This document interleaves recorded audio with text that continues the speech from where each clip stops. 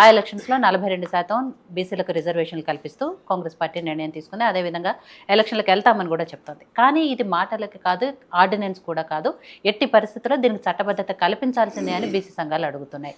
ఇవాళ మహాధర్నా కూడా చేపట్టాయి కాబట్టి దానికి సంబంధించి ఏం చేయదలుచుకున్నారు? అంటే ఫర్దర్గా దీనికి సంబంధించి ఏమైనా డెసిషన్ మార్చుకోదలుచుకున్నారా? ఏం చేయదలుచుకున్నారు?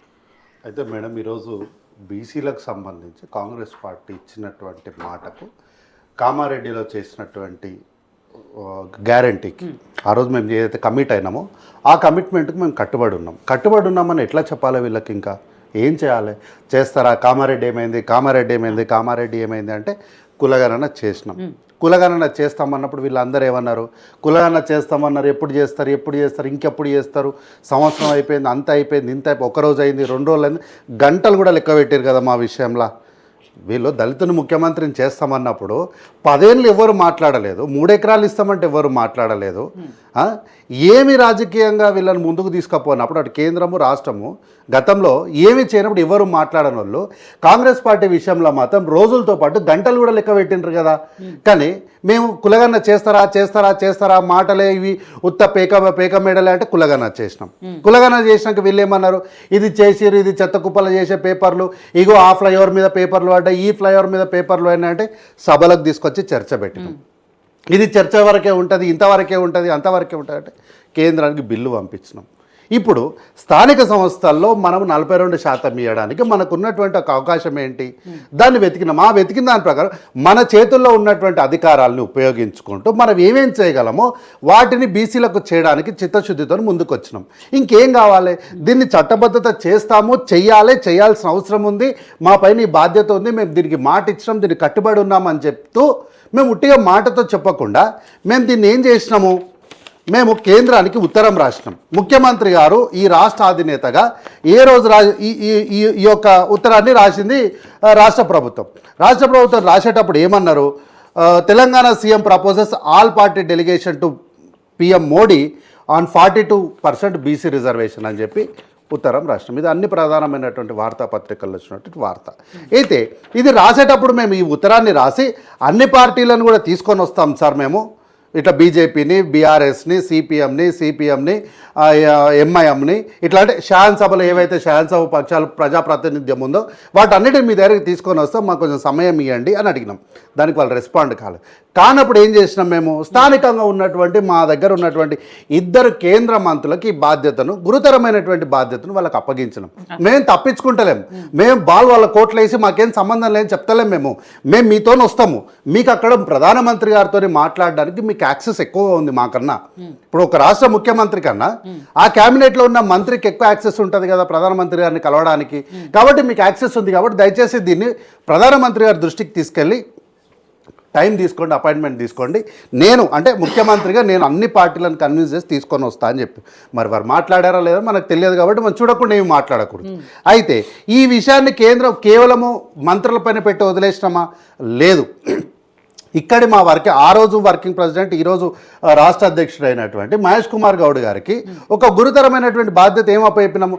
సార్, కాంగ్రెస్ పార్టీలో ఉన్న బీసీలందరినీ కూడా మీరు కలుపుకొని ఇక్కడ మీరు రిపోర్ట్ తయారు చేసి దీన్ని రాహుల్ గాంధీ గారి దృష్టికి తీసుకెళ్ళి, రాహుల్ గాంధీ గారు అక్కడ పార్లమెంట్లో లోక్సభలో లీడర్ ఆఫ్ అపోజిషన్ కాబట్టి వారి దృష్టికి తీసుకెళ్ళి విషయాలన్నీ కూడా వారికి కూలంకషంగా వారికి అర్థమయ్యే విధంగా వారికి చెప్పండి. దాని ద్వారా ఈ ఇష్యూని పార్లమెంట్లో లేవనెత్తడానికి వారికి కావాల్సిన సమాచారాన్ని మొత్తాన్ని కూడా అందించండి అని చెప్పినాం కదా. అట్లా రాహుల్ గాంధీ గారు ఏమైనా వదిలేసినరా? గతంలో ఇదే వేదిక పైన నేను ఆర్ కృష్ణయ్య గారు, ఈటల రాజేందర్ గారికి వారిద్దరి వార్తలు ఒకటే పేపర్లో పక్కన వచ్చిన వార్తాపత్రికలు నేనే చూపించిన కదా. ఒకరేమో బీసీ కులగణన చేయాలని ఆర్ కృష్ణయ్య గారు డిమాండ్ చేస్తే అదే బీసీకి సంబంధించి, మరి బీసీ కాదు వారే చెప్పాలి, వారి పిల్లలదేమో రెడ్డి అని ఉంటుంది, వారేమో బీసీ అని ఉంటారు. కాబట్టి నేను వారి వ్యక్తిగత విషయాలకు నేను వెళ్ళను. వారేమన్నారు? బీసీ కులగణన చేయడం కుదరదు, అది సాధ్యపడదు, కేంద్ర ప్రభుత్వం పరిధిలోకి రాదు, మేము చెయ్యము అని ఈటల రాజేందర్ గారు స్టేట్మెంట్ ఇచ్చారు. వీళ్ళిద్దట్లో ఎవరు కరెక్టో నాకు అర్థం కాలేదు ఆ రోజు. అందుకని 2 పేపర్లు ఇక్కడ నేను చూపించిన. అయితే ఇటువంటి పరిస్థితుల్లో మాకు ఇంకా చిత్తశుద్ధి లేదు అని మీరు ఎందుకు ఇంత హడావిడి చేస్తున్నారో మాకు అర్థం. సరే, మేము చేసింది కరెక్ట్ కాదు కదా, మేము చేసింది పూర్తిగా సమ్మతమైనది కాదు కదా. అట్లాంటప్పుడు ఎందుకు నిన్న ఒక నాయకురాలు వారు ఎప్పుడు పింక్ కలర్లు వేసుకునేటోళ్ళు సడన్గా వచ్చి బ్లూ కలర్ రంగులు ఎందుకు చల్లుకున్నారు, ఎందుకు సంబరాలు చేసుకున్నారు?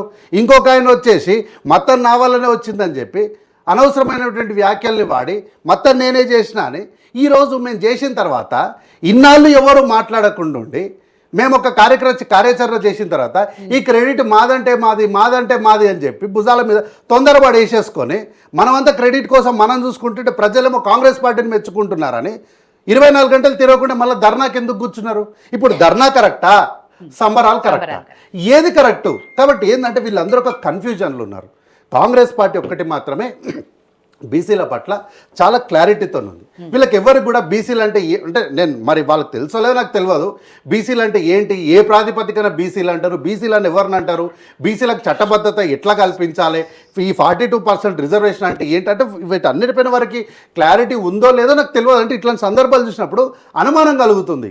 కాబట్టి దయచేసి నేను రాష్ట్ర ప్రజలకు అందరికీ కూడా మీ వేదిక ద్వారా విజ్ఞప్తి చేసేది ఏంటంటే దయచేసి కాంగ్రెస్ పార్టీ చెప్పిన ప్రతి పనిని కూడా చేసినాము. తెలంగాణ రాష్ట్రం ఇస్తామని చెప్పినాం, ఇచ్చినాం. సరే ఒకరోజు లేట్ అయిందేమో కానీ చేసినాం కదా. మీకైతే అట్లా ఏంటంటే కాంగ్రెస్ పార్టీ ఎప్పుడైనా సరే ఒక పని చేసింది అంటే ఆ పని చేయడానికి ఒక రోజు లేట్ అవుతుందేమో కానీ కొంత సమయం పట్టినా మేము చేసే పని పర్ఫెక్ట్గా ఉంటుంది. కొన్ని కాలాలు కొన్ని దశాబ్దాలు పోయినప్పటికీ కూడా ఈరోజు రాజ్యాంగం వచ్చింది. డాక్టర్ బిఆర్ అంబేద్కర్ రాసినటువంటి రాజ్యాంగాన్ని ఆమోదింపజేసినప్పుడు ఉన్నది ఎవరు? కాంగ్రెస్ పార్టీ కదా, నాటి అధికారం ఉన్నది. కాబట్టి ఇన్ని సంవత్సరాలైనా కూడా పటిష్టంగా రాజ్యాంగం ఉంది అంటే దానికి కారణం కాంగ్రెస్ పార్టీ కదా. కాబట్టి ఏం చేసినా ప్రజలకు మీకు మంచే చేస్తాం. కాబట్టి ఏంటంటే ఇప్పుడు ఉన్నటువంటి పరిస్థితుల్లో రాష్ట్ర ప్రభుత్వం చేతిలో ఏముందో ఆ పని చేయడానికి మేము సిద్ధంగా. ఒకవేళ మేము ఈ పని చేయలేదనుకో ఇవే ప్రతిపక్షాలు ఏమైనా ఆరోపణలు చేస్తాయి తెలుసా? మీ చేతుల్లో ఈ కార్యాచరణ చేయడానికి ఉంది కదా, ఈ ఎన్నికల్లో మీరు ఇదే 42% ఆర్డినెన్స్ తీసుకురావచ్చు కదా, ఎందుకు చేయలేదు? అందు మీకు చిత్తశుద్ధి లేదు కాబట్టే చేయలేదు కదా అన్నారా? ఒకవేళ మేము ఈ మాట అనము అని ఎవరైనా అంటారేమో నన్ను చెప్పానంటే నా దగ్గర ముందుకు వచ్చి. కాబట్టి ఏంటంటే ఇది చేసినాము, ఇంకా బ్యాలెన్స్ ఏముంది, ఇది ఎవరి దగ్గర ఉంది. కాబట్టి ఇప్పుడు ఏమంటారు అంటే కాంగ్రెస్ పార్టీ కేంద్రం కోర్టులో వేసి చేతులు దులుపుకుంది, ఇంకా ఇది చెయ్యదు అని ప్రజలకు ఒక వార్తను తీసుకొని పోవాలి. ఇవన్నీ చేసినాక మళ్ళీ ఏమంటారు తెలుసా? కాంగ్రెస్ పార్టీ డైవర్షన్ పాలిటిక్స్ చేస్తుంది అని. అరే ఎలక్షన్ డేట్ ఎప్పుడు ఇస్తామో తెలియదు. ఈ ఉత్తరం రాసినప్పుడు ఎలక్షన్ డేట్ ఎప్పుడు ఉంటుందో మీకు జర్నలిస్టులుగా, మీకు నాయకులుగా, మాకు ప్రభుత్వానికి ఆఖరికి కోర్టుకు కూడా తెలియదు. సెప్టెంబర్ 30 లోపు మీరు ఎన్నికలు నిర్వహించాలనే ఒక తీర్పు చెప్తుందని కోర్టుకు కూడా తెలియదు. ఆ రోజు మేము ఇది మార్చి నెల రాసిన ఉత్తరం. ఇప్పుడు వీళ్ళు ఏమంటారు? ఎన్నికలు ఉన్నాయి కాబట్టి ఎన్నికల నేపథ్యంలో ఎన్నికల స్టంట్ వేస్తుందని. ఎట్లా కరెక్ట్ అవుతుంది? కాబట్టి దయచేసి విజ్ఞప్తి ఏంటంటే కొంచెం సహకరించండి మాతో. 10 ఏళ్ళు చేయని వాళ్ళు 18 నెలల్లో మేము ఒక ప్రయత్నం చేస్తున్నాం. సో మేము ఏమి చేయకుండా కూర్చుంటే తప్పు, ఏదో ఒక ప్రయత్నం చేస్తున్నాం. లోపాలు ఉన్నాయనుకోండి చెప్పండి మాకు, మేము తీసుకుంటాం, సలహాలుగా మేము తీసుకుంటాం. రైట్. సో విజయ్ గారు, కాంగ్రెస్ ప్రభుత్వానికి సంబంధించి వాళ్ళు వచ్చిన తర్వాత